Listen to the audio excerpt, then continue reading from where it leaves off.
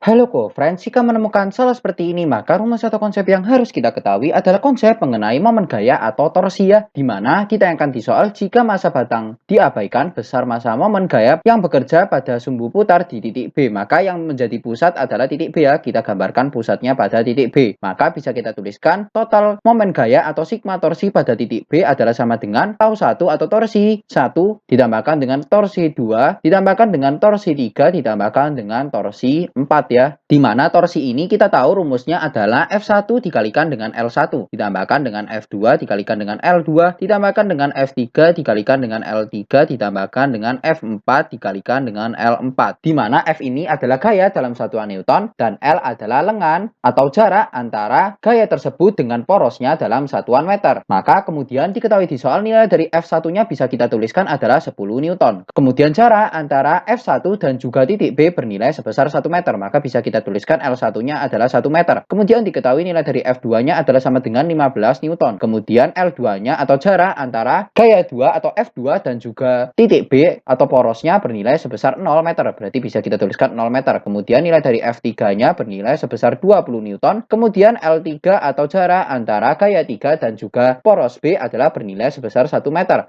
Kemudian kita tuliskan nilai dari F4-nya adalah sama dengan 5 Newton. Kemudian jarak antara F4 dan poros B bernilai sebesar 2 meter ya, atau L4-nya bernilai sebesar 2 meter. Maka kita harus menggunakan satu perjanjian juga ya. Kita harus tahu bahwa momen gayanya ketika searah dengan arah jarum jam akan kita lambangkan sebagai positif. Kemudian jika momen gayanya berlawanan arah dengan arah jarum jam, maka momen gayanya bernilai negatif ya. Kita akan menggunakan aturan ini. Maka kita lihat untuk F1-nya bernilai sebesar 10 dikalikan dengan L1-nya bernilai sebesar 1. Kemudian kita lihat arah momen gaya yang ditimbulkan oleh F1, yaitu arahnya adalah searah dengan arah jarum jam. Maka bisa kita tuliskan positif ya di sini, ditambahkan dengan F2-nya. Kita lihat bahwa F2 bernilai sebesar 15 dikalikan dengan L2-nya yaitu 0. Kita tahu bahwa semua bilangan yang dikalikan 0 berarti bernilai sebesar 0. Berarti kita tidak usah memperhatikan positif dan negatifnya ya, karena ditambahkan dengan 0 dan dikurangi dengan 0 tidak akan mengubah hasil. Kemudian ditambahkan dengan F3 dikalikan dengan L3. Kita lihat F3-nya bernilai sebesar 20 Newton dikalikan dengan L3-nya bernilai sebesar 1 meter. Dimana kita lihat momen gaya yang diakibatkan oleh F3 adalah berlawanan arah jarum jam. Maka di sini bisa kita tuliskan minus ya, ditambahkan dengan F4 ya, dikalikan dengan L4, yaitu F4-nya bernilai sebesar 5 meter dikalikan dengan L4-nya, F4-nya bernilai sebesar 5 Newton dikalikan dengan L4-nya yaitu 2 meter. Kemudian kita lihat momen gaya pada poros B yang diakibatkan oleh F4 adalah searah jarum jam. Maka positif ya, sudah benar. Maka bisa kita tuliskan di sini 10 ditambahkan dengan 0 dikurangi dengan 20 ditambahkan dengan 10.